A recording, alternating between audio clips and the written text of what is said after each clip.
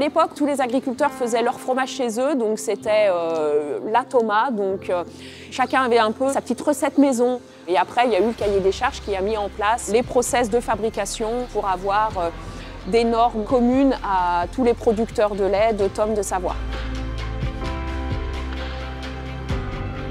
Nous livrons notre lait à Frangy qui va être transformé en Tom de Savoie, Emmental de Savoie et raclette de Savoie, puisque nous sommes sur le zonage de ces 3 IGP. C'est plus valorisant pour nous de produire du lait IGP parce qu'on sait que derrière on a un produit de qualité, on a une traçabilité et on sait qu'on produit bien. Chez Pochat, on propose divers types de tomes. La tome de Savoie, la tome des Bauges, la tome de montagne, puis les tomes aromatisés, tome à la truffe d'été, tome à l'ail des ours et tome fondante aux chèvres.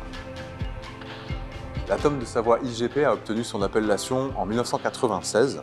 C'est une tome au lait de vache. C'est une pâte pressée non cuite. Le fromage est à pâte blanchâtre et on va retrouver des petites ouvertures typiques de la tome. L'étape de fabrication que je préfère, c'est le moment où le lait va se solidifier et se transformer en caillé, où les tranches caillées vont découper le gel de lait et former les grains de caillé. Les différentes spécialités, donc l'ail des ours est incorporé juste avant le moulage des produits. On rajoute uniquement de l'ail des ours séché, c'est pas de l'arôme qui est ajouté dans nos produits.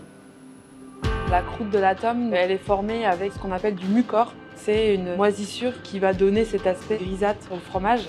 Et les affineurs vont frotter les produits pour aplatir ce mucor. C'est ce qui va faire qu'on a la croûte de la tome.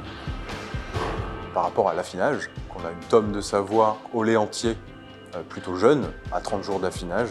On a ensuite la même version de cette tome, mais affinée 2 mois et demi, dont le parfum s'intensifie, passant de quelque chose de très délicat, voire un petit peu lactique, à quelque chose de plus affirmé. C'est un fromage de caractère. On va retrouver l'onctuosité, l'aspect un peu crémeux du produit. Le fait de l'affiner plus longtemps permet de développer et de renforcer le goût. Pour moi, le secret d'une bonne tome réside déjà dans l'odeur qu'elle dégage, avec une belle croûte grise, une petite fleur secondaire blanche, mais surtout une bonne odeur de cave. Moi, je suis fière de dire je ramène le fromage et quand les personnes me disent ah ouais, elle est bonne ta tome, ça fait toujours plaisir, quoi.